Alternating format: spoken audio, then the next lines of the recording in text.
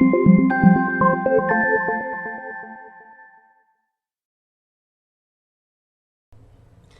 Jewish Mom.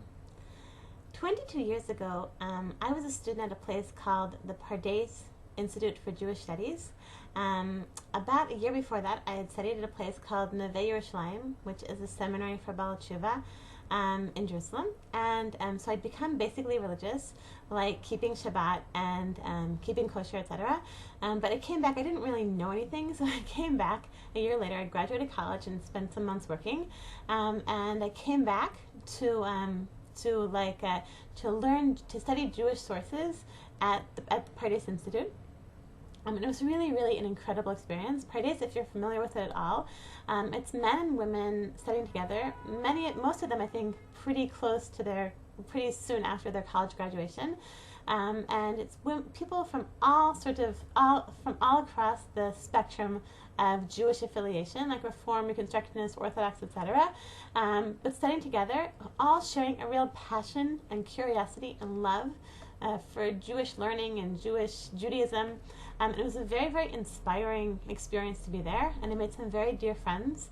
And most importantly, that year, my husband, Joshua, he was the roommate of my classmate. So my classmate invited me over for a Friday night dinner, and so I met Joshua Weisberg, very nice guy.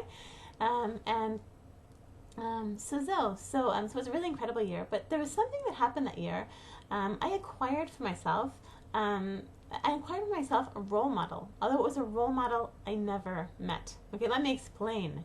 That year at Pardes, I had a friend whose name was Dana, and Dana had a teacher whom I'll call Rabbi Cohen.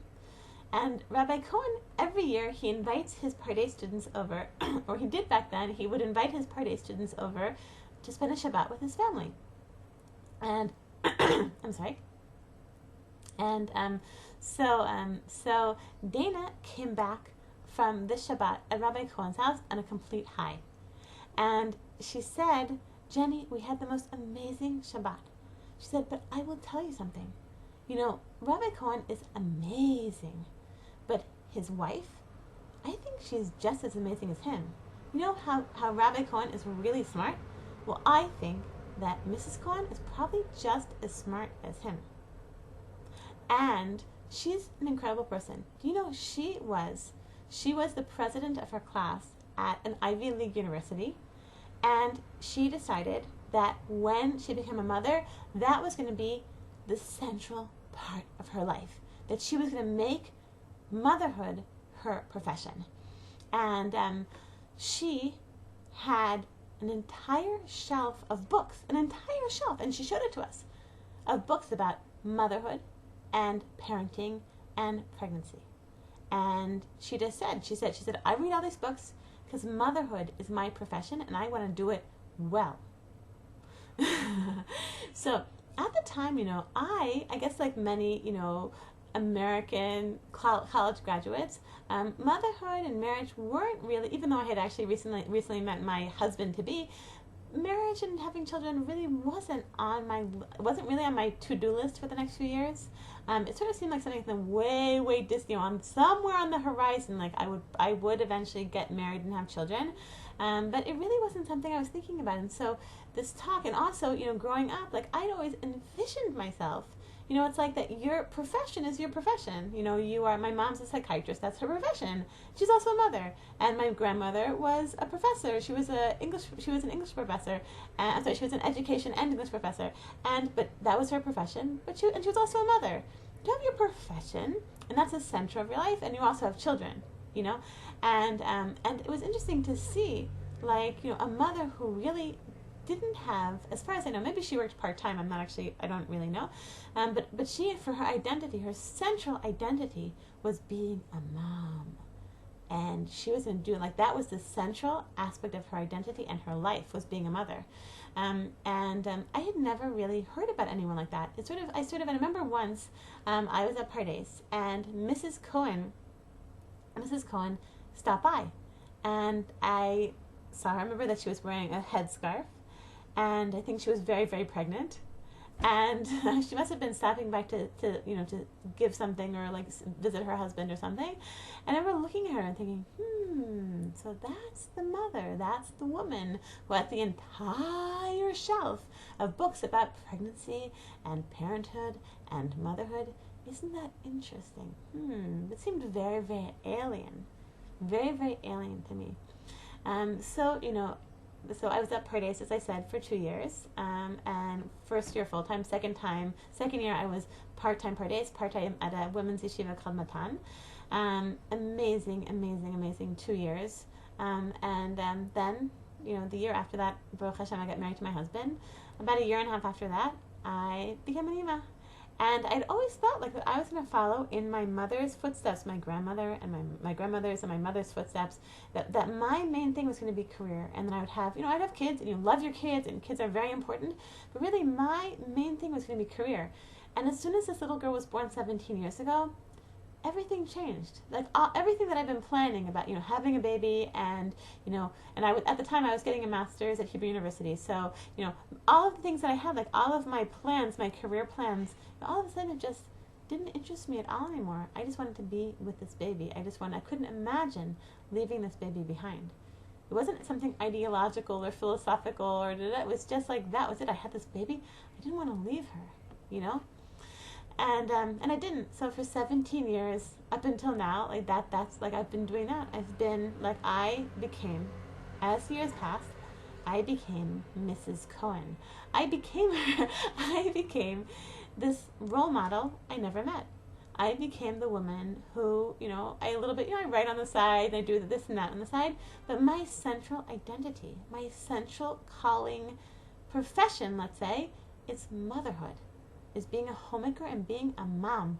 And not only do I have, once I thought it was so amazing to have a single shelf of parenting and motherhood books, I have maybe 3 or 4 or more books of shelves full of all shelves of books of motherhood and parenting and pregnancy, so this past Shabbat, I'm telling the story now.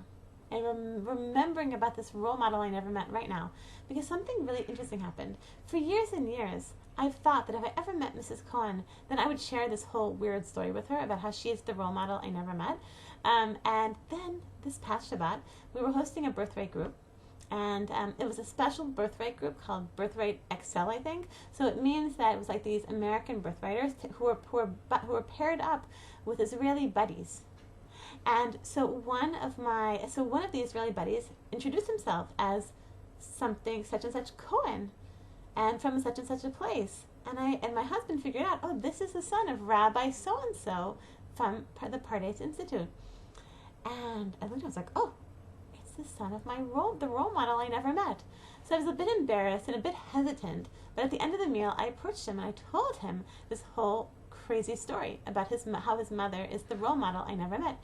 And he promised me that he was going to tell his mother this story. And I think maybe I'm going to send Mrs. Cohen, this pep talk to share this whole funny story with her. And so I sort of a little bit spoke with the son. And I asked him, like, the truth is I don't really know anything about Mrs. Cohen. And I was sort of asking, like I said, so how many kids are in your family and where are you among the kids? He said, well, we're 8 kids. And I said, that's interesting. I also have 8 kids. He said, and I was born after there were 4, my parents had 4 girls and then a boy, and I'm that first boy. And I said, that's interesting because I also had 4 girls and then a boy. And it's a little bit different. I had 5 girls and 3 boys, and she's had 6 girls and 2 boys. But it was interesting that we had that in common. And then when I thought about it, I realized, I'm also, my husband's also a teacher. I'm the teacher's wife. It sort of made me think. And I've thought this actually many times before. But it sort of reminded me of it. That like for my husband's students, and my husband teaches modern Orthodox girls who are coming to spend a year between high school and college. And so for them, like, they really, like, what's central in their minds is career. I guess like I was when I was at Pardes. for them it's like what's on their mind is, I'm doing pre-med, or I'm gonna do pre-law, or I'm going to be an engineer, or I'm going to, focus on Jewish studies or becoming a professor or whatever. Being a mother, getting married and becoming a mother is not even on. It's not on the 5-year plan for most of them. For the vast majority of these girls, like how I was when I was at Pardes, and so every year I speak with the girls and I tell them about me and JewishMom.com and how I wrote this book about motherhood and that book about pregnancy, and I think they must look at me like I'm completely alien. I'm completely wow. And I realize they look at me like I looked at Mrs. Cohen. But I think even though now they think I'm really, really, really weird and really, I think it's a good thing that just like I kept Mrs. Cohen in my pocket, that they can keep me in their pocket, that I'm there, that I can be, I hope a little bit, that I can be their Mrs. Cohen. Always have this image in their mind of the woman who, motherhood, whether or not they'll be working outside the home or not, that they'll remember a mother who for her, motherhood is a central aspect of her life, and the central aspect of her identity, and it's her calling is motherhood. So I want to bless all of you Jewish moms in conclusion, that we should remember that when you just go about your life and and we don't realize that that for many people, for young women and unmarried girls, that we can be the role model they never actually met. That they can look at us, pushing our baby carriages in the playground, whatever. That we can be for them, and don't forget it. That you, even just by being a mother, that you are providing a role model for so many people. So I want to bless all of you Jewish moms with an amazing, amazing week. Kol Tov.